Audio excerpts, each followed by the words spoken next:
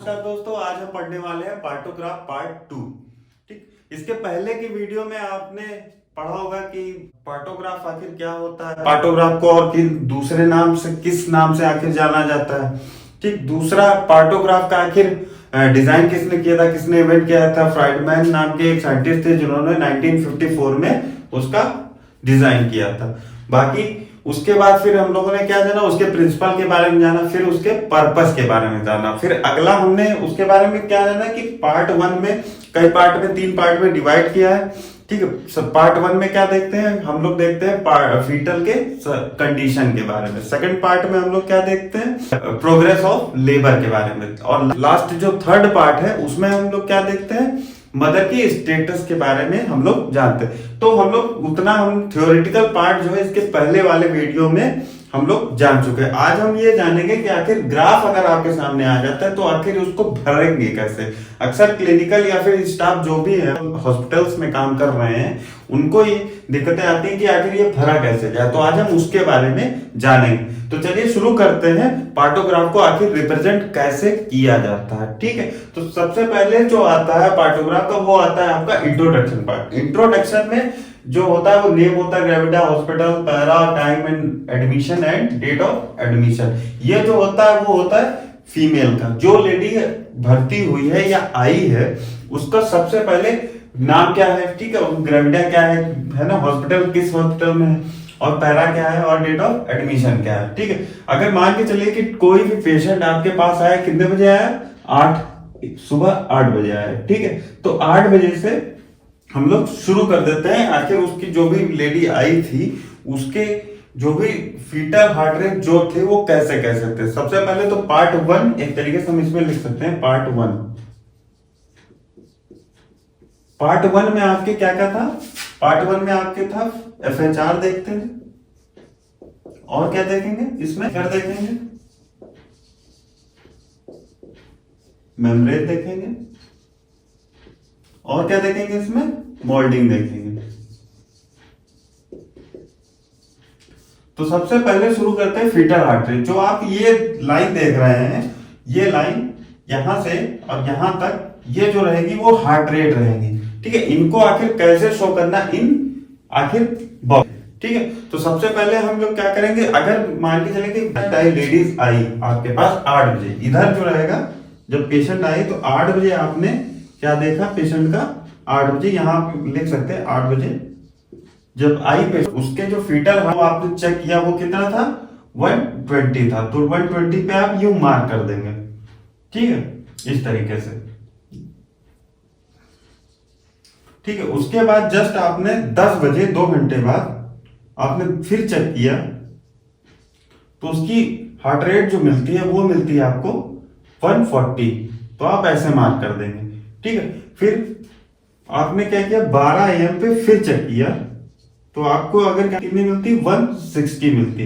तो आप ऐसे इस तरीके से मार्क कर देंगे। ठीक है, बाय द वे उसको उसने फिर एक बार फिर उसने आप क्या किया, उसकी हार्ट बीट चेक की और उसकी हार्ट बीट गिर के मिली 130। तो आप कितना कर देंगे, इसको ऐसे मिला देंगे। ठीक है, तो इस तरीके से इसकी फीटल हार्ट रेट आप इसमें शो करेंगे। ठीक, तो ये जो नीचे रहेगा वो उसके आवर्स रहेंगे। ठीक है, मान के चलिए अगर आपको किसी डॉक्टर ने कहा कि उसकी फीटल हार्ट रेट कितनी है, ठीक है, तो आप इस तरीके से आप शो करके आप उन्हें बता सकते हैं, दिखा सकते हैं कि उसकी फीटल हार्ट रेट ये, और वो भी आपसे समझ जाएंगे कि फीटल हार्ट रेट कितनी है और कैसे है। ठीक है, फिर नेक्स्ट चीज है लीकर। लीकर में हम लोग कई चीजें देखते हैं, जैसे इंटैक्ट तो नहीं है, तो इंटैक्ट है तो उसको हम आई से रिप्रेजेंट कर देंगे। और अगर बाय द वे क्लियर है तो उसको सी से रिप्रेजेंट कर देंगे। अगर रप्चर है तो आर से रिप्रेजेंट कर देंगे। ठीक है, तो इस तरीके से अगर मेम्ब्रेन अगर आपके सामने कुछ भी जो भी वजाइनल आपने एग्जामिनेशन किया बाय द वे इंटैक्ट है मेम्ब्रेन, तो आप क्या लिख देंगे, आई लिख देंगे। ठीक है, अगर बाय द वे लीकर है वो क्या है, क्लियर है, तो आप क्या लिख देंगे, सी लिख देंगे।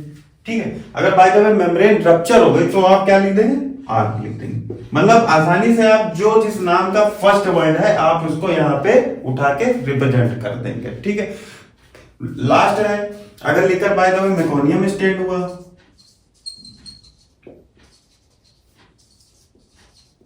तो आप इसमें क्या लिखेंगे, एम लिख देंगे। ठीक, और आगे अगर बाय द वे ब्लडी हुआ तो आप क्या लिखेंगे,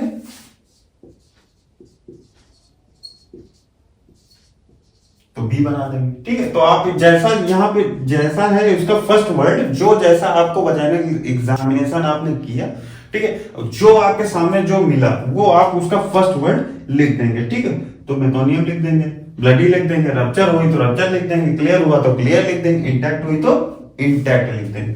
फिर लास्ट जो आता है आप देख रहे हैं इसमें जो लास्ट बॉक्स है, इसमें क्या लिखेंगे हम लोग, मोल्डिंग। मोल्डिंग का मतलब ये हो गया कि ओवरलैपिंग ऑफ बोन।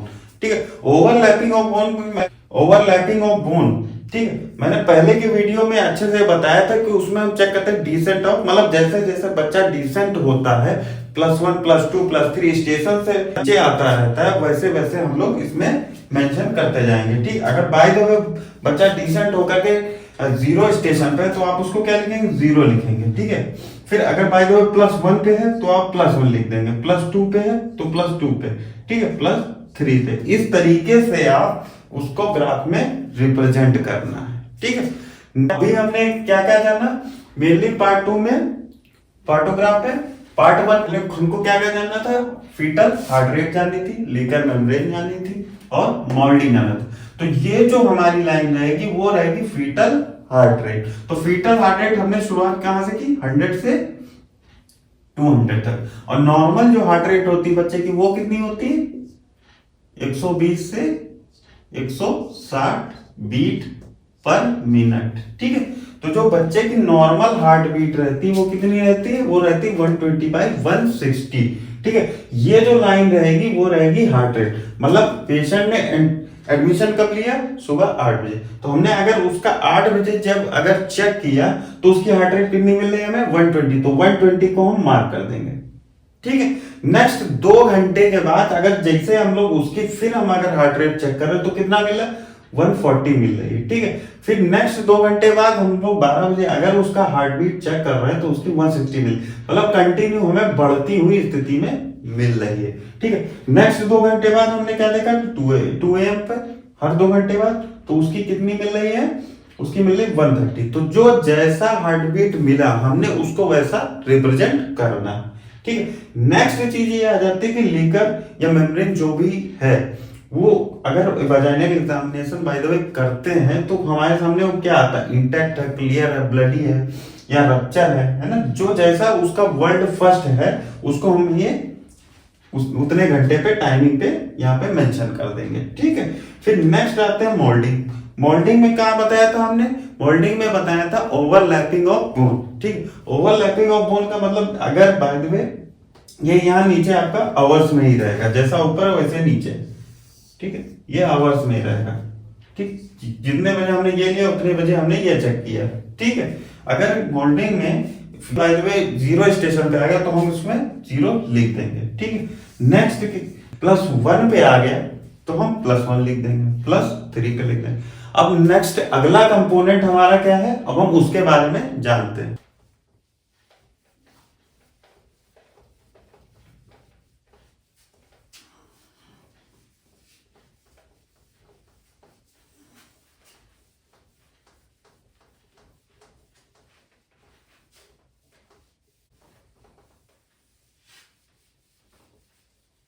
अब हमारा जो अगला कंपोनेंट है वो है हमारा प्रोग्रेस ऑफ द लेबर। ठीक है, तो इसमें हम लिख सकते हैं, इसमें प्रोग्रेस ऑफ द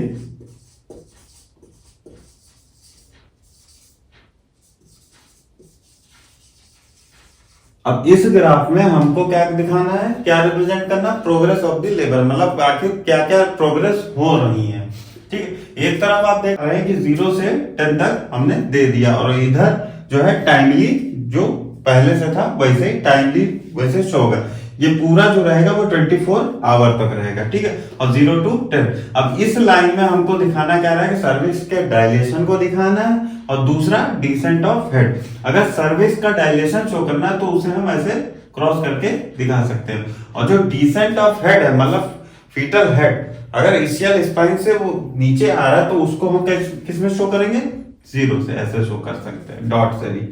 ठीक है, तो शुरू करते हैं इसको आखिर ग्राफ में कैसे रिप्रेजेंट करना है। मान के चलिए अगर पेशेंट आपके पास आया कितने बजे, 8 बजे, और आपने उसका वजाइनल एग्जामिनेशन किया, तो उसका जो 8 AM पे आपने एग्जामिनेशन किया, तो सर्विस का डायलेशन कितना था, 2 था। कितना था, 2 सेंटीमीटर था। ठीक, बट उसका जो डिसेंट ऑफ हेड था वो कितना था, 4 था। तो आप यहाँ पे ऐसे मार्क कर देंगे। ठीक, तो मतलब ये है कि अगर 8 बजे आपने चेक किया तो उसमें क्या मिला हमें कि सर्विक्स का डायलेशन और फीटल हेड का अभी प्रोग्रेस सही से चल रहा है या फिर अभी जस्ट स्टार्ट हुआ। तो इससे हम क्या समझ पा रहे हैं कि लेबर ऑफ प्रोग्रेस जस्ट अभी स्टार्ट हुई है। ठीक है, नेक्स्ट 4 घंटे बाद मान के चलिए 12 PM पे हमने फिर चेक किया। ठीक, तो 4 पे ही आया, -4 पे ही आया। ठीक है, तो -4 का मतलब ये हो गया कि वो भी धीरे धीरे प्रोग्रेस में हो रहा है या फिर प्रोग्रेस स्टार्ट हो गई है। ठीक है, धीरे धीरे बच्चा जो है फीटस जो है डिसेंट हो रहा है। ठीक है, नेक्स्ट चीज है कि हमने 12 बजे लिया, फिर हमने कितने बजे लिया, 2 PM पे फिर लिया। 2 PM पे मान के चलिए कि अगर 4 घंटे बाद फिर लिया, और बाय द वे हमें अगर सर्विक्स का डायलेशन हमें इधर मिलता है, मान के चलिए राइट है और ये लेफ्ट है। ठीक है, अगर सर्विक्स का डायलेशन हमें इस साइड मिलता है तो इसका मतलब हमें अलर्ट होने की जरूरत है। ठीक है, और अगर बाय द वे हमें साइन इधर एक्शन साइड में मिलता है तो हमें उस कंडीशन में एक्शन लेना है सर्विक्स के डायलेशन पे और डिसेंट ऑफ हेड पे। ठीक है, तो इस तरीके से हम इस ग्राफ को रिप्रेजेंट करेंगे। ठीक है, अगला जो रहेगा, अगला कंपोनेंट, अब हम उसके बारे में जानते हैं। ठीक है, शुरू करते हैं। अगला कंपोनेंट रहेगा वो रहेगा यूट्राइन कॉन्ट्रैक्शन। ठीक है, जो रहेगा आपका एवरी 10 मिनट पे। ठीक है, एवरी 10 मिनट पे, पर मिनट, हर 10 मिनट के बाद, या फिर आप मान के चलिए हर 10 मिनट पे आपको यूट्राइन के कॉन्ट्रैक्शन को अगर चेक कर रहे हो तो आखिर इस पे कैसे रिप्रेजेंट करना है। ठीक है, मान के चलिए आपने कितने बजे, 8 बजे ही आपने चेक किया यूट्राइन कॉन्ट्रैक्शन। मान के चलिए एक ही बार कॉन्ट्रैक्शन आया तो आप उसमें डॉट डॉट ऐसे छोड़ देंगे। ठीक, 2 में इस तरीके से। ठीक है, बाय द वे आपने आधे घंटे बाद फिर किया चेक तो उसका कितना आया, 4 आया। तो आप 4 में ऐसे डॉट डॉट कर सकते हैं।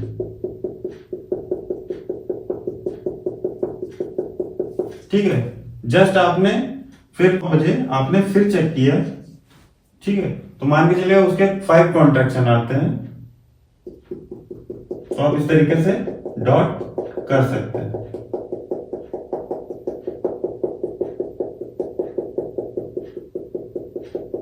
ठीक है, इस तरह की लाइन में आप देख रहे होंगे यहाँ पे 1 है, 2 है, 3, यहाँ 9 तक है, जो कि ऊपर तक होता है, जगह नहीं होने के कारण मैंने इतना ही बनाया है। ठीक है, तो जितना कॉन्ट्रैक्शन आएगा उस लाइन में आपको उतने उतने डॉट्स करने हैं। ठीक, तो इस तरीके से आप देख सकते हैं कि अगर माइल्ड होगा तो कैसे इसमें शो करना है, डॉट। ठीक है, और अगर मॉडरेट होते हैं तो आपको इन बॉक्स में कैसे भरना है। ठीक, अगर by the way severe contraction होते हैं तो कैसे बॉक्स को भरना है। ठीक है, इस चीज को आप आसानी से समझ लीजिए। ठीक, और ये जरूरी भी है। अगर ये माइल्ड है तो आपको मेनली कुछ नहीं, डॉट डॉट कर देना। ठीक है, अगर माइल्ड कॉन्ट्रैक्शन आ रहा है, ठीक है, मतलब कम कम मात्रा। अगर मॉडरेट है तो इस तरीके से आप लाइन कर सकते हैं। ठीक है, अगर by the way severe contraction है तो उन बॉक्स में आपको क्या करना है, शेड कर देना।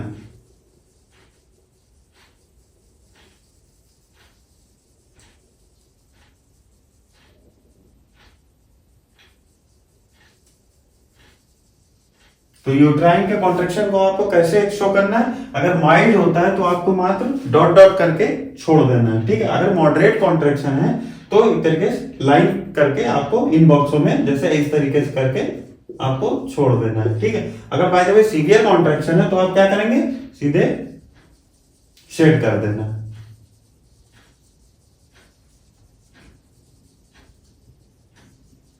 अब हम नेक्स्ट कंपोनेंट को जानते हैं।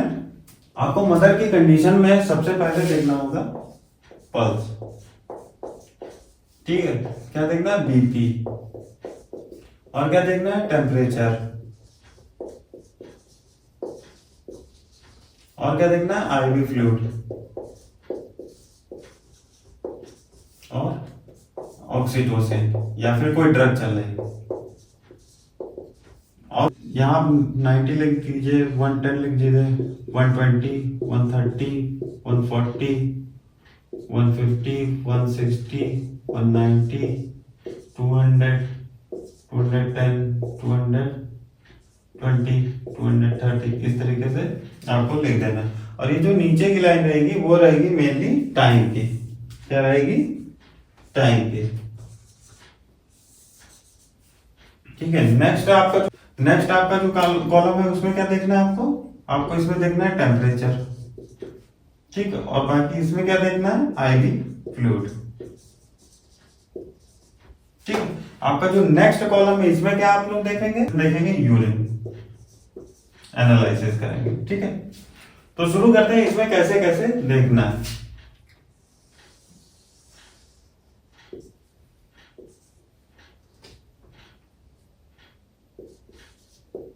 जो बीपी रहेगा उसको आपको इस तरीके से डिनोट करना है, तरीके से ऐसे आपको मार्क कर देना है, ठीक है। और अगर पल्स होगी, ठीक है, अगर पल्स होगी तो कैसे शो करना है? अगर पल्स होगी तो डॉट कर देना है, ठीक है। और बाकी टेम्परेचर में जो जैसा टेम्परेचर रहेगा उसको वैसे ही नोट कर देंगे। बाकी आईवी फ्लूइड में क्या चल रहा है उसको वैसे मेंशन कर देंगे। और यूरिन का वैसे मेंशन करना है, अगर ग्लूकोज आ रहा है या फिर प्रोटीन आ रहा है या फिर जैसा जो कुछ आ रहा है उसको वैसे ही मेंशन कर देंगे फर्स्ट वर्ड से, ठीक है। तो मान के चलिए कि पेशेंट का जो बीपी है वो कितना था? 8 बजे आपने लिया पेशेंट का, एक तरीके हम शुरू से 8 बजे इसलिए लेके चल रहे हैं जिससे कि आसानी से याद रहे कि पेशेंट हमारे पास कितने बजे आया, उसका कितने कितने टाइम बाद हमने पेशेंट का वाइटल लिया और वो उसको कैसे हमने रिप्रेजेंट किया, इसलिए हम वैसे ही 8 बजे से ही लेके चल। तो मान के चलिए पेशेंट का जो बीपी था वो था 90, ठीक है। और 90 से 90 क्या था? डायस्टोलिक था, और उसका सिस्टोलिक आया तो वो कितना था? 120। तो आप इसको ऐसे कर सकते हैं, ठीक है। तो आसानी से अगर कोई भी बर्थ अटेंडेंट है, अगर पार्टोग्राफ या कोई भी हॉस्पिटल स्टाफ या फिर कोई मेंबर है अगर देखना चाहेगा कि इस पेशेंट का अगर बीपी कितना है तो आसानी से वो समझ जाएगा कितना है इसका, 120/90, ठीक है। अब अगली चीज, अगर बाय द वे पेशेंट का जो पल्स था वो कितना था उस टाइम, मान के चलिए उसका पल्स था 95, तो इस तरीके से उस जगह मार्क कर देंगे, ठीक है। ये भी आसानी से एक मार्क हो जाएगा कि उसकी पल्स इस बीच कितनी थी, ठीक है। तो आराम से अटेंडेंट हो या कोई भी हॉस्पिटल मेंबर या फिर जो भी स्टाफ है वो आसानी से समझ जाए। बाकी टेम्परेचर उसका कितना था 8 बजे, उसका 98 था, ठीक है, या 98 9.6 था या 95 था, जो भी था वो कर देंगे, ठीक है। फिर आईवी फ्लूइड में उसका क्या चल रहा है, एनएस चल रहा है कि आरएल चल रहा है, जो भी जैसा है उसको वैसे ही मेंशन कर देंगे। फिर यूरिन आउटपुट में उसका कितने बजे कितना था, ठीक है, यूरिन आउटपुट कितना था उसका, ठीक। तो जितना था 500 ml था, 800 ml था, जो भी था उसको उतने बजे हम लोग मेंशन कर देंगे। तो जो जैसा मिलेगा वैसा ही इसमें शो करना है। ऐसा नहीं करना है कि जो उसको नहीं चल रहा था तब भी हम उसको लिख देंगे, वो नहीं करना, हमें गलत नहीं करना है, हमें सही ही करना है। तो इस नाते जो भी ग्राफिकल रिप्रेजेंट है कैसे करना है आज हम उसके बारे में जान गए और समझ गए। तो आई होप आपको ये वीडियो काफी हेल्पफुल रहेगा। तब तक के लिए धन्यवाद।